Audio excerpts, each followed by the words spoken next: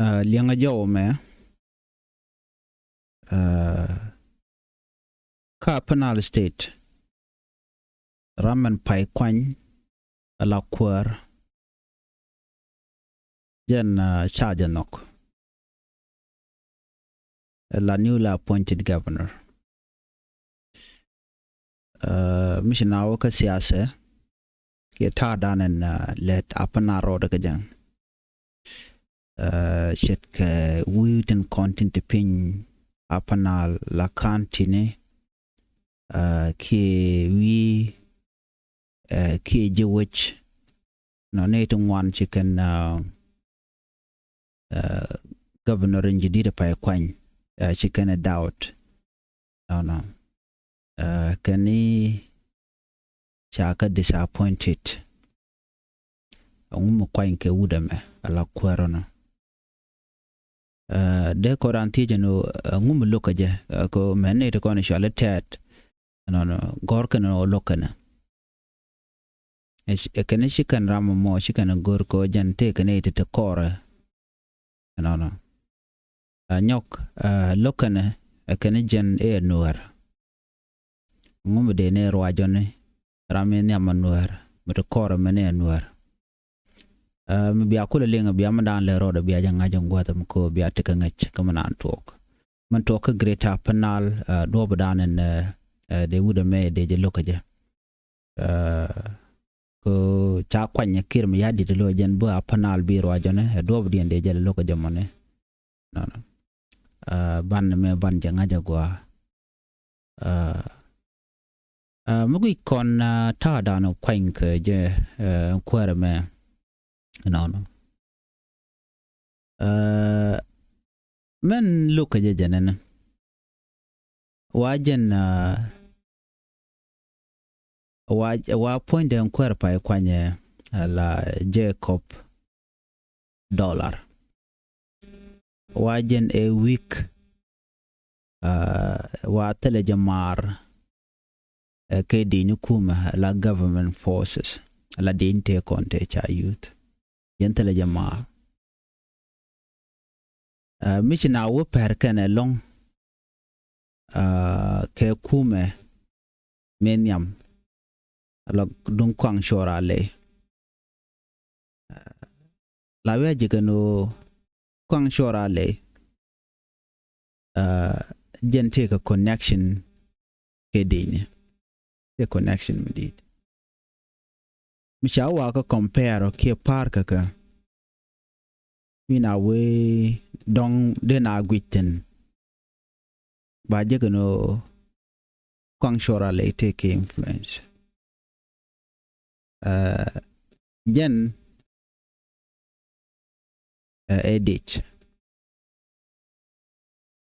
edich meloske edine gwata me ka Jacob dollar ko den gentle connection mitekaja chao par ka jamo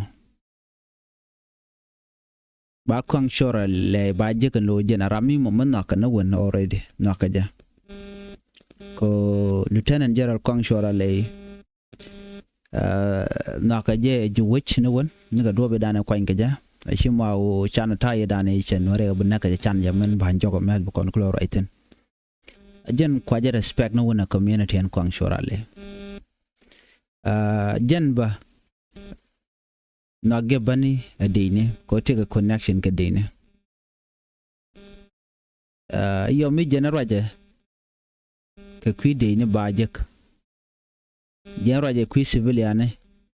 bajek so god the ality Georgia ten and ono ko Georgia ten jen take influence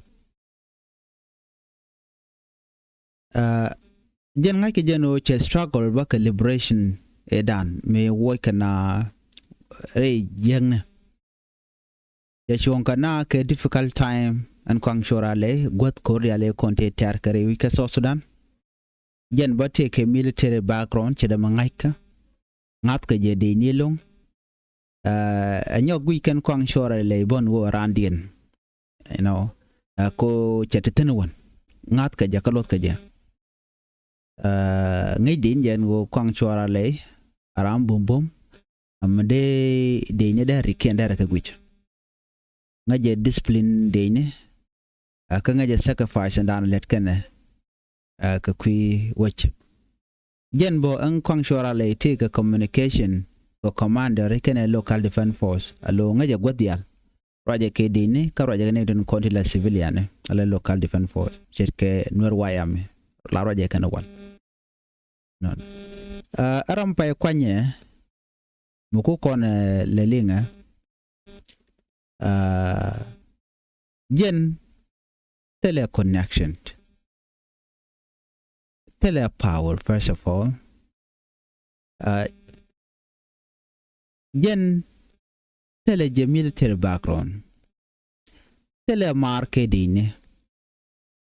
jen boni she a part of liberation struggle medelaro jen cha koroter che kwang chora le no so ne ding wan ka panalan tama te nanu ngum kwain keja ramimo mekan shujre kori tele kormi chater adobadien adi jako jen bala kwer ka jama kajen tele kormi chatel ter ka kwi freedom ka ki ka kwi mala tiji wejbon go rama me chine ngat gone no kwer mete record mo ngai ka michi struggle ko la kana guje no an kwer mo shit ka kwang shora le gui kana no mudon kan kwang shora le ne kan wida kan yar akane jara mo dana dong de te ko lon kera mo ngai ka mi mo shi struggle ka jo dana le roda akane gor karami mo mete ka background mo gwa akane wuda me teleje background ala ni governor jen boteleje mar ka jiwich ala minyono jen teleje long ko deratin kon gui ka de lat dera kalat na mara den jana gwata me men yere long men yere kwara pay kwanya kwara pay kwanya wajen she independent do badana lukaje biya kula ling wajen charode affiliated ke charode cap ka point kokien charode cap ke politician kokien politician ko ro cap ka local community Simon Kunpoch kana Ezekiel Olgatkot kan shu dangro ti Kunpoch Simon Kunpoch kana Ezekiel Olgatkot ano kana ite ngaike ore newon chicken new ka community kan taken ke history dung so Sudanese politic but this to ne ken chik stone to go the dong de la no bi Jacob dollar balara mimo mi bar darega goaken Simon kun poiken is kelol gat kot chin citizen to one ke je wetu one kala no ken la de kana ko kana wa tika corruption katikan ka manipulation katikan ka mutual self interest la ken chicken wan chicken galat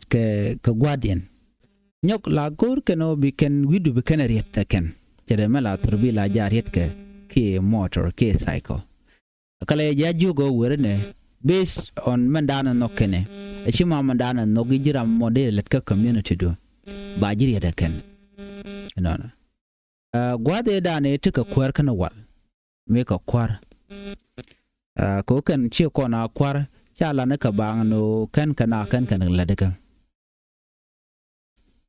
ke ta matukan ka long ke kan ka shale power ke long mo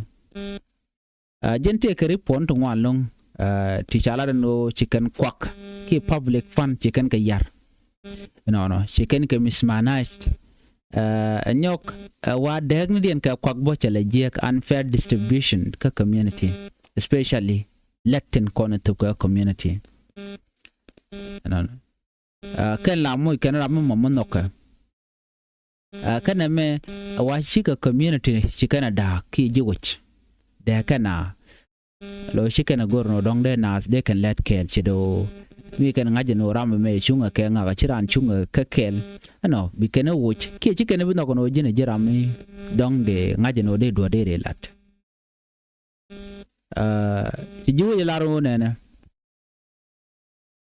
meji kan linga no cha wudu me cha kwany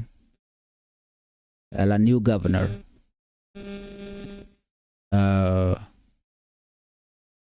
cái chicken man thuộc chicken nen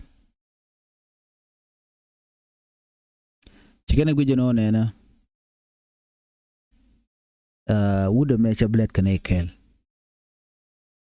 ko jen ba wide ba ja direct ne ti log ne won ne ti log nuere ne won nyog kan kono ka tat kan nuere ka rodien ko nuere lat kan go is a kelul gat kot ngai ne madana chalat kan ne kan nasir ngai ne Simon kun poj madana chalat kan ne ba a dobadien medeka ne dekan ram medeka direct ka win min en me barara ka wude shalka me Jacob dollar badil ben ka kan gar dangro Simon could point kan Ezekiel gat kot shio kan chika kwargo adeka la kwargo but based on te jekte ko ne kan kalat chi community shiko rodin wo kaka no so reaction dien a negative ka community citizen akana me shi kwar akana me ni siyasa ne jen a cycle of the same old politicals meant to gade jen ba user ka panal telam do dien chang to gare chwale je ko bani te ko der mo gwa der jalat ka panal ka community panal dial ana ba wi de ba je yar wude me wundang ro tin Simon kun poch kan Ezekiel lol jen do badane na look ka je chala no ko chaja kwany ka jana baji influence kan quality wa Jacob dollar balani in the same thing te chala da kwate nyam abia panal ana banyogoloch re kori re ringne the same problem baga nyog mako kano te ci to ko kor gwatan payo anyog point baba te ka dag internal division ba ko bagu jano brandi la meg na ran duare na jan bi la to gom special music lo la rami momi dong benete ko ken baga kwany be chu kwany ne te kon tie ke je bi Simon kun podba benete ko ken kontin ba kwany bu ka ne ga te ko ken ti la be ka jabo ka ji duare so ne me barik bakanong betel mara be jenong ka betel luska be nong bakam na nat ko ba yu jeno ne ti kwan kan ne tin kono na ka shi ma ne dialen kontin ten wena mo ka jaga Jacob dollar ko jen balara mimo cha de no ka community ke malat kene no ne to ngwana kana kwer mi jidit mi cha ja kwan ano ngwet gwaya independent gwaya ken wo rami mom dong de nga dara gwa bolong but me rami mom kwa cher ka kwal no gwara dien lo be ruik tenen ti sha gore won te influence ka te ka cher yo dien lon won gare community ka bikan wija mo bikan o dara nyu jeno Jacob dollar shi jaram dana buruich muru ni kan gade ke influence me be kaka ka ne de kontin la Nueri no chigen gujeno kenede ti to chungjo Jacob dollar because the same thing te konde shala la shi ka kenede kontin burwich kenede kontin rich eneme che ne to one chicken look do brana cha kwanya ka chiwo cha de kwany ban me loke lung ata dana chigar chiren lat jode keje ko cha gujeno kenede kontin kwa kim yadit kwa je influence and wo woja kam no koang shwara le kam ne deputy defense minister ka deputy defense minister shi dung kere dung Dr. Machar an mission me chang ne te nyam te la do ken to chicken chunkel ke kir ke chicken ne te nyam te chunkel kir ke chunkel ke dar ma char warai na right ken no wa governor mission de ngu me bela tre which capanal la de ngu bela dona tele development tele unity but using the same ideology me chalat akwere nyam chinawol te jino no nene jen ba lunga na kie ba jang ne bandana cha tunu na kwang chora le jen ba nyok mele de jamo misha be farwe jana gwada me mishalat ken netin konan kwainka ta ka kwain lor ban kwainga ka ga charkel mi jakon ko kon ka ngade men diodien men lo ko wude me men lo ka je ko dollar wajen tele jamar ke kan tintin ko ken chet ke nasser chet ke ulang kene lungshuk okay wa tele jamar kan ititini lo jen do badana lug jaga jake charger jakaja ka kantin dang doctor t ka kantin de bej mecha ben ka siyasa ki ka politik no nasser ka ulang ke lungshuk ken goten be neken ko ken ke vital long ko political ka social stability rewi ka panal mishi ken reject by any mean chi ben ka do mi mo kan kana ko no je ken tiken ke juch tiken ke dna tiken ke ngwane ba tiken ke kwar ken te ka no ala kwar ken tone kwar dit tilien karo idea na community any direction je kana lad no bu community woka je bu ka dil woka je ala nasir ke ulan ke lunguchuk wudu shalka me je kob dollar tele je connection kake tele je mark kake kaken kwan wer konen te ke ulan ka nasir kana lunguchuk tele ga connection ke Simon kun poch tele ga connection ke lulgat kot jen mi lugjaga jen wo jendere deal rich ke dara la kwar no ke ripon mi chalat ne de ti tele ka support ka ken dorti ki content dang doctor ti kante dong de guja la my wood de wija jen wija dan dong de ka nokten shu kan ko ken ti wa tele ka support ten me gwaten no mane community ne ken bo panken chaka nokten la nasser la community ne ken ke kwara konti de wine jeno kwenya jacob dollar ke dobran kwa nge jacob dollar kana la ne ko gwano jinmi kwa nge ji ka dong bi kule bromat ke community la ne dit la ka lar kalar but shift ke kwa dawch tele ke ling kamanan shora lat ko ulang nei tungwan weekend no kan ka lar kamanan le ro cha ko nyaran ba e kan cha ki not ke cha ga lok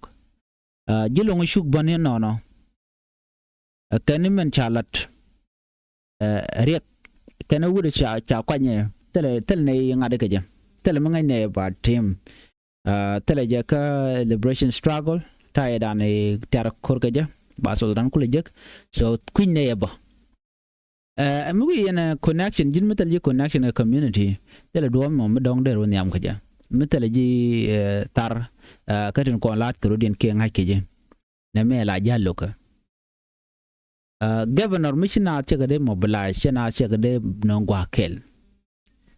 special ka content in pai kon kanen jentela mal meder menong cha joro ba cha de melin wa jentela mal medeben ka del development meder menong na ko ngai kona ala nuere ka kan local population mi gwe ke jin wo che jira me mo chunga kwidien la kane ak no chena ro ke jen dejin de la kwerba ka tin kon lat ka but mi che ben ka reality chaje bengi jekan ala mi South Sudan political system tinatin rameng mangai ke jaram dan la lot ke ken mi jaram metel long ke chaje nok bishong no gwa dan titin jen mi jak siasa ko babom ko en local community keneten content kwa South Sudan kwa je shep alo me guyen kwang shora le kwa ngeje jeno ngai ke jeno take ties take bomb ka community de ka siasa la ka deni so ram ngai ka compare to Jacob dollar metelwang ma kwa influence ni je anetin koken kwang shora le me lo ka je Nuer lo ka je ko jen shekir jako ba je use Nuer bakanak bo ka helicopter no mone jene dane loka chum mi kwa ngaje ka duo bana lat ka jen go chi tam le shebena la to ka telekor charge de wojen tam che mi chawi ka governor de tin ko aramen noka ka ramangai ka noka je bo side no community je ka noka je enetin contin ladini so nyu do da take influence gwalong achenge jonge deni no yen palakor hi wojero then de deni de kan kode kan apel achenge jonge community no yen la kumla le lot la ngula le ka do gwa de community de kan apel badjen je ben ka tam je tam mo kwa targenen wore ka je ajen do badana lukaje wide na me ka baraden baja kwan jojen wo cha ne de kontila local community cha ki ignored ko rama pa kwanya bechulane influence maybe kara ne de kontenial ka do mi shajan do badana dong de na de ko nyam ka je muku kon ke gwich no kan kwar titi ka ta danen dong cha kwan ke je kwang shora le is the right person ka governorship ko ramangai ka deni ka ramangai ka bore community ka shoda ngaje ne dia la nyogyen che struggle ka ta medane kwa South Sudan kwa je liberate so ramichele tungwan chakalat right now ajen mi lat ka jen go would me mishale je Jacob dollar en ta je de compare ke kwang shora le chen kwang shora le bo chana che ko target che Nuer che kanak wa right person mi bu kon katin chala ta tet ke sholo kan chicken Jacob dollar chicken gor no kan kwang shora le kan Jacob dollar jen queen charon ko dar ne mat tele je influence ka dech tele je influence ka community dien la community Nuer adwo ba dien mi banat ba ka convince ka jamo tele odor ma balalinga community kaja gone yo de jawoch anyok na mo chi jan din nyen ma chala da tet tare kene ngum de kwadangro tibe na kan Nuer kan dial de ka kwanya kan dial ngu pal kane jo me meditene tama kan chine nok ano de kwadangro tibe ka jan the same community same tribe baka kan Nuer baka ne burwach chukwang chora le sherwech cha wuri chal ka meje ka dollar chala kwa inka kan Nuer kela to ka nyok baka na kan nasir kan dial kan na mane chine gor badu bo kwa inka je men kwa inka gade jena o baka Nuer be kan naga kan jen do brana kwa inka ka cha kwa in lora ba kwa inka ko bikan community dien bikan karwach alaken mite me be mi je community dien na be beneka ka so jen do brana loke wude me mishal ke je Jacob dollar ne ko wajen tele je influence ka community level tele je influence ka army ala dine jen do brana ke jen o jen sherong ka kwer anyok tele development ke unity me be benong ko kwai ke let ke right now ka jen tama gor karame mamrach me chaji jowri chalinga lo raji gwa ka tete gor ledi you are the right person community gor kana ramle la to but South Sudan chaja chef and ite mote te ka power won te chites ka struggle na kana guje no ramo mo ngaje choje shu kene jen do bana la jano akaje ban me ram ge ne ya blane reje mi ko chaja kwan ko baje kule influence ne te ko kien cheman cha chalinga no Simon kun poi kene izikelo te ka power antama ka kwende anyo de jeno chi jarwejo ke chara ke ka mind roine gadang ro chitini men ne tin ko ken content cha jo den cha jaling jen do dan ten ka dang ro chikan tam den chikan yar already kan Nuer community mi ke ne ko na shal ke tat pe kan karam be lad bi ladana duno lad mo ken bukan lad law ram mo me ram ngai ken Nuer chi me cha kwang shora le cha kwan chikan no ko ngai ken kwang but ke influence mu kan cha lat che le go ba jo ba ta den ba nyol ne ko ram dan de tin me dan udok chi mi su tok so jana dan le ro de na mo ban chong gwa da mo ane liang leren ko ken tin be